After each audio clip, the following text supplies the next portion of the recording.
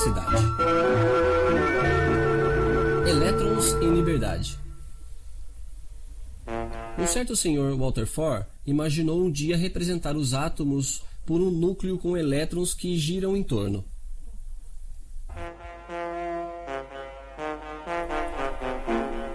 Conforme o corpo em questão, isso vai de 1 a 92 elétrons, ou até mesmo mais.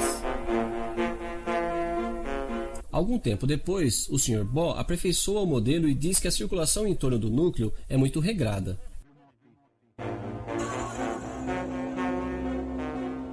Primeiro regulamento: os elétrons só podem circular dentro de zonas, ou camadas, bem delimitadas.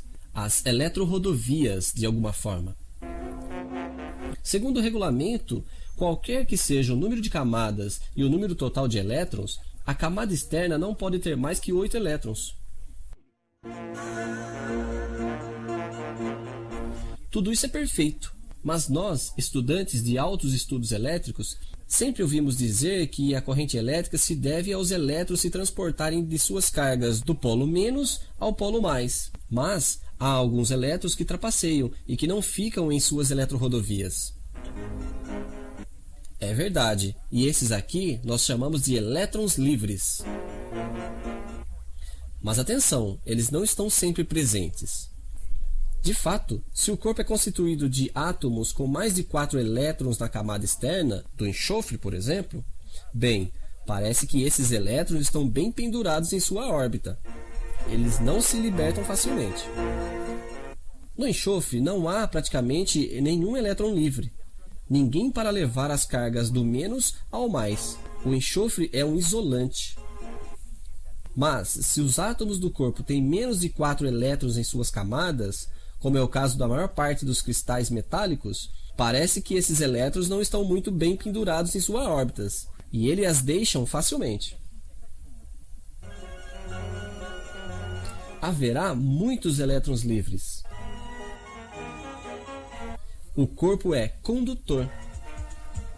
Bem, os elétrons, todos nós ouvimos dizer que eles podiam alcançar velocidades vertigiosas. É verdade, quando não há nada no seu caminho, no vácuo, por exemplo.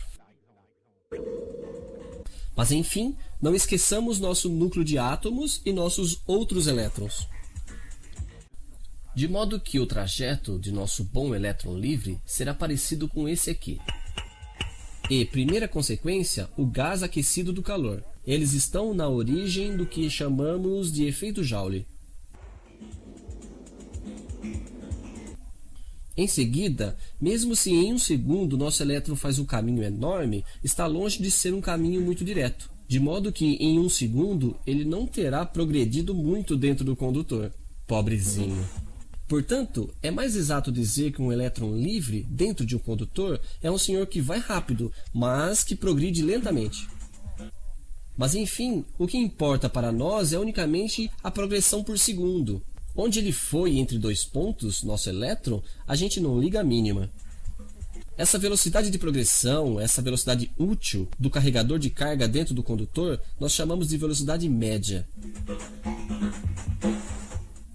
E quanto mais houver choque, mais essa velocidade média diminui. Isso é muito importante, pois em um dado condutor, supondo que se conheça o número de elétrons livres por unidade de volume e por outro lado se conheça a velocidade média de elétrons do condutor em questão, deduzimos a quantidade de elétrons livres que transita por segundo. É o que o Sr. Ampère chamava simplesmente de intensidade de corrente. Deduzimos também o que o Sr. Ohm chamou a resistência, visto que a tensão igual a resistência e intensidade estão ligadas. Dessa forma, para que um fio de comprimento e de seção tenha uma fraca resistência, de um lado é preciso que o metal que o constitui conte com vários elétrons livres por unidade de volume, mas de um outro lado é preciso que não haja choque demais. Mas quando a temperatura de um condutor aumenta, seja por efeito Joule ou por qualquer outra razão, núcleo e elétrons começam a se agitar. O número de choque aumenta e a resistência também, o que explica que dentro de um condutor, quanto mais a temperatura sobe, mais a resistência aumenta.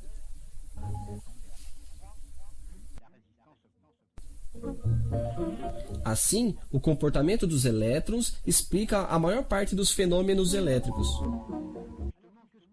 Pois então, justamente, o que acontece quando o átomo tem 4 elétrons exatamente em sua camada externa? Ele é um condutor? Ele é um isolante? Bem, corpos como silício e germânio, por exemplo, liberam elétrons, mas muito pouco. Esses corpos não terão, em média, nada além de um elétron livre para 2 bilhões de átomos, ainda menos que uma agulha num conto de feno. À temperatura ambiente, eles são praticamente isolantes, o que não quer dizer que esses senhores sejam totalmente desinteressantes. São semicondutores, e eles estão na origem de uma das grandes descobertas de nossa época, o efeito transistor. E dentro dos semicondutores, os elétrons se comportam de forma completamente engraçada.